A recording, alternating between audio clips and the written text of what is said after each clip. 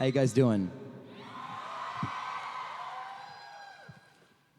So, I do spoken word poetry in addition to rap, and I believe really strongly in the art form of spoken word. And for those of you who don't know much about performance poetry, it's an honor to be able to perform it for you. And do you guys mind if I do a few poems for you?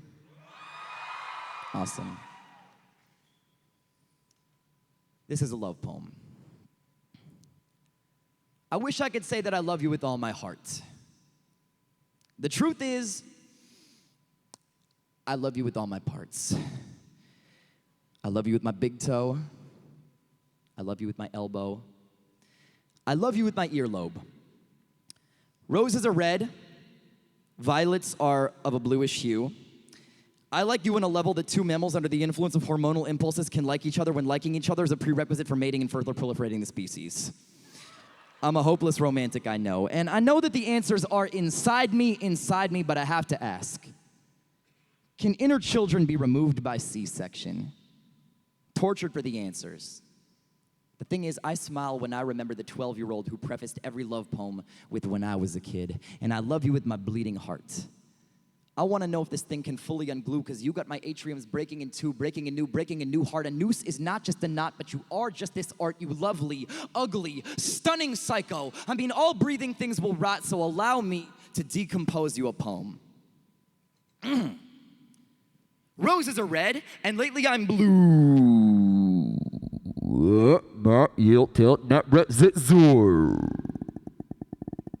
Roses are red, lately I'm blue. Roses are red, and lately I'm blue, and lately I'm blooming. I love.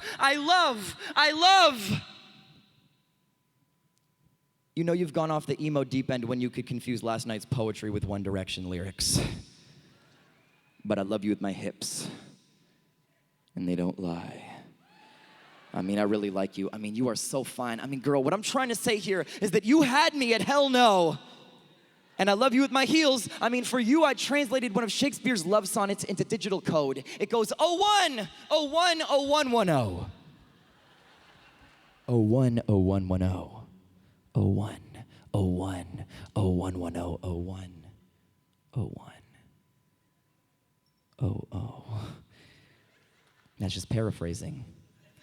I mean, this is a love poem to the one who always lets me back. You see, I've been trying to find my place walking these planks for a decade, but if you ask me about my stage fright, I'll tell you that it was disgusting. But that frog in my throat ate the butterflies in my stomach. I spit the frog out, took that leap, and started trusting. I've spent so much paper fitting verse to strange chorus. I don't know what I've messed up worse, my social skills or the rainforest. Dear dictionary, I don't want to make out with you once in a while. I want to roll you around in my mouth all day. This is an open letter to the four-letter word in every one of its brothers and sisters. I love you. I love you. I love you, I love you.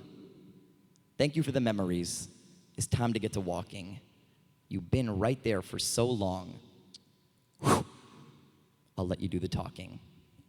Thank you. Thank you. Thanks for listening. I truly appreciate it. There's 7,046,000,000 people on the planet, and most of us have the audacity to think we matter. Hey, hear the one about the comedian who croaked? They stabbed him in the heart. Just a little poke. But he keeled over because he went into battle wearing chainmail made of jokes. Hey, hear the one about the screenwriter who passed away? He was giving elevator pitches, and the elevator got stuck halfway. He ended up eating smush sandwiches they pushed through crack in the door and repeating the same crappy screenplay idea about talking dogs till his last day. Hey, you hear the one about the fisherman who passed? He didn't jump off that ledge. He just stepped out into the air and then pulled the ground up towards him really fast, like he was pitching a line and went fishing for concrete. The earth is a drum, and he's hitting it on beat. The reason there's smog in Los Angeles is because if we could see the stars, if we could see the context of the universe in which we exist, if we could see how small each one of us really is against the vastness of what we don't know, then nobody would ever audition for a McDonald's commercial again. And then where would we be? No frozen dinners and no TV, and is that a world we want to text in? Either someone just microwaved popcorn, or I hear the the sound of 1,000 people pulling the heads out of their asses in rapid succession. The people are hunched over in Boston. They're starting screen printing companies and app stores in San Francisco. They're grinning in Los Angeles like they got fish hooks in the corners of their mouth. But don't paint me like the good guy, because every time I write, I get to choose the angle that you view me and select the nicest light. You would not respect me if you heard the typewriter chatter, tap, tap, tapping through my mind at night, the same stupid tape loop of old sitcom dialogue and tattered memories of some girl I got to grind on in high school, filed carefully on rice paper. My heart is a colored pencil, but my brain is an eraser. I don't want a real girl, I want a tracer from a catalog. Truth be told, I'm unlikely to hold you down, because my soul is a crowded subway train and people keep deciding to get on the next one that rolls through town. I'm joining a false movement in San Francisco. I'm frowning and hunched over in Boston. I'm grinning in Los Angeles like I got fish hooks in the corners of my mouth, and I'm celebrating on weekends because there are 7 billion, 47 million people on this planet, and I have the audacity to think that I matter. I know that it's a lie, but I prefer it to the alternative because I got a tourniquet tied to my elbow. I got a blunt wrap filled with compliments and I'm burning it. You say go to sleep, but I've been bouncing out my bedroom wall since I was hecka small. We're every age at once and tucked inside ourselves like Russian nesting dolls. My mother is an 8-year-old girl. My grandson is a 74-year-old retiree whose kidneys just failed, and that is the glue between me and you. That is the screws and nails. We live in a house made of each other, and if that sounds strange, that's because it is. Will somebody please freeze time so I can run around turning everyone's pockets inside out? And remember, you didn't see anything. Thank you. Hey, I'm not done yet. I have a couple more poems. Thank you. I would like to do a poem from an album that I have coming out in August. And that means that I have never performed this poem before. And I really believe strongly in the power of spoken word. For those of you who this art form is new to you, it started, well, it's got roots going way, way back, but the tradition, as I know it, started out of a community called slam poetry, competitive poetry, and I grew up doing it when I was a teenager. And I believe really strongly, even though I do music, I do rap, and I'm performing at the concert tonight with my band, that I have an opportunity to kind of introduce people to this art form that I really love and that I believe in powerfully. And so every time I put out an album, I try and make sure there's poetry on it. And so this next piece that I'm gonna do is speaking to the fact that I had a really great year in many ways. Many of you don't know me, but I had a year in which I met some personal goals, got to do things that I was really proud of, and then had really bad things happen, many of which were my fault. And I wanted to be able to speak to that and speak to the fact that oftentimes when you have a huge triumph, you think that you're never going to have a bad moment. And then when something terrible happens and you feel devastated, it's hard to see the light at the end of the tunnel and think that things are ever gonna get better. And fortunately and unfortunately, you're wrong in both situations. When things go well, you are gonna get knocked down again. And when things go badly, you're gonna get picked up again. And that's the way life works. And so that's what this piece is about. I've never performed it before. I did the terrible thing of trying to memorize it last night, and I would love to perform it for you. This is called Cannonball.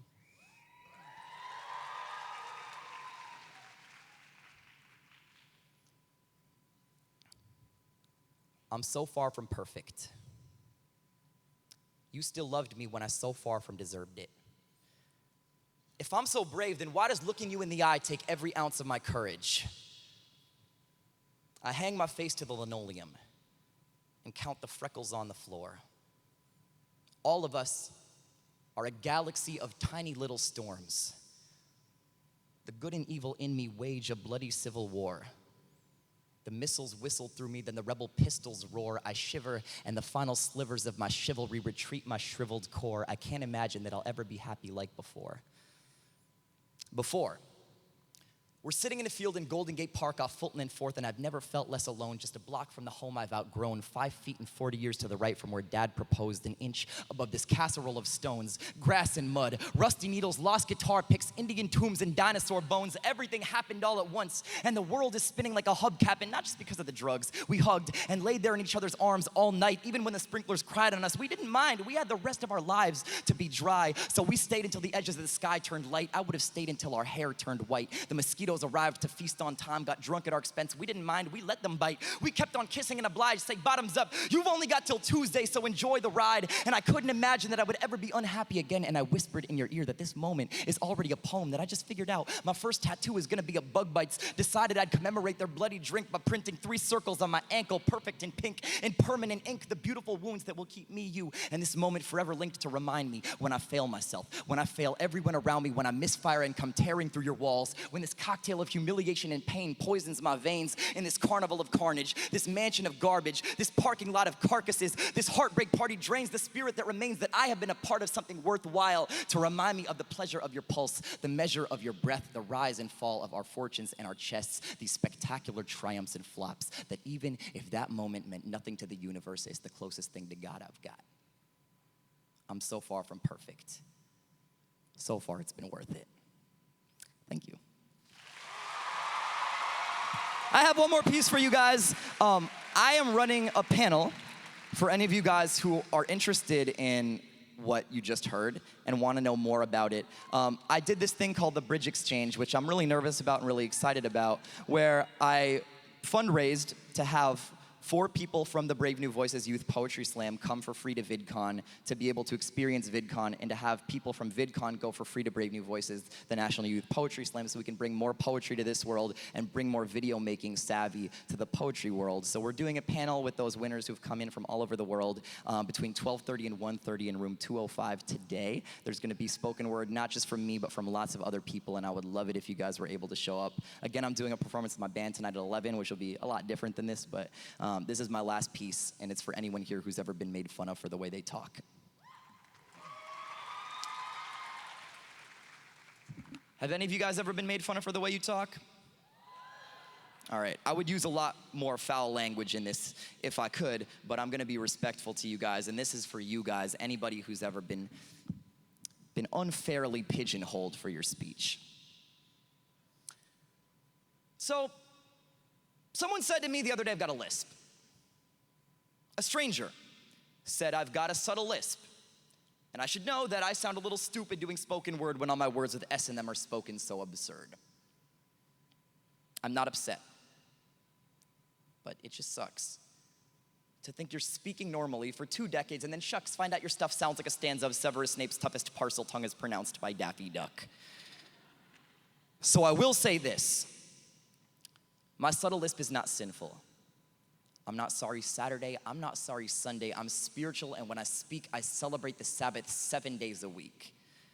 I've got special S-sauce smothered on my skull walls like a tossed salad, so silkscreen the Sistine ceiling on my soft palate. I sing along with super scenesters reciting Sufjan Stevens songs in skinny jeans and dance salsa, with soccer moms sneaking out in skimpy see-through sarongs. I will answer your questions in style with my sexy, subtly lisping, sparkling incisor smile. What's my surname? Watsky. What's my size? Stocky. What's my city? San Francisco. It's so sweet now slow. See, I've heard some steamy stories, but I'm not stretching to say one time I made a lady swoon by speaking an essay section of a Shakespeare sonnet in her general direction. I scribble all S essays. I shred them and sprinkle the all S ashes. My speech doesn't give a spotted C smell if it passes. I slip past straight F's in my classes to straight S's in my classes, because my speech stays second semester senior status. I'm so sick. 6th grade school kids call me Sofa King. I'm on tongue steroids, slamming with the Sammy Sosa swing so tight. I sleep upright in a small cell and sing and sail the 7 seas on Steve Irwin's Stingray while your speedboat's sinking. Still too soon. Anyway, screw an SSOS, I'm straight SSS for save someone's standard. I studied at the School of Savage Speech. Screw Stanford, I spit sexier than Summer Sanders, Sarah Silverman, Susan Sarandon, Sissy SpaceX, Sally Struthers, and Selena spooning in a 6-way same-sex all-S celebrity civil union. So you can slander the gay lisp, and I will slip you a solid list of friends who lisp or no lisp will stomp, spit, stay pissed, and start all over on the racists. You can save the South Korean stereotypes, the Sambo shtick. The sexist stuff is sickening, and if you suppose your speech is normal, that's because your impediment is listening. So speak for those of us with something special, something that sets us aside from my accent havers, my stammerers, my southerners, my stutterers. Yes, I will spit it sick and stick to never skipping S, because I was sucking on a soup spoon and a suckle that is sterling silver, simple, supple, super soaker, staying, watching sister, seeing each syllable, scum like a esophagus, smooth, and suffer, and succotash, isolate, awesome, and see there's no stopping this to start the steps to speaking me, so see that I will not desist. I'm sorry, I'm so sorry if you don't like a subtle lisp, but you can simply suck on this. Thank you guys very much, I appreciate it.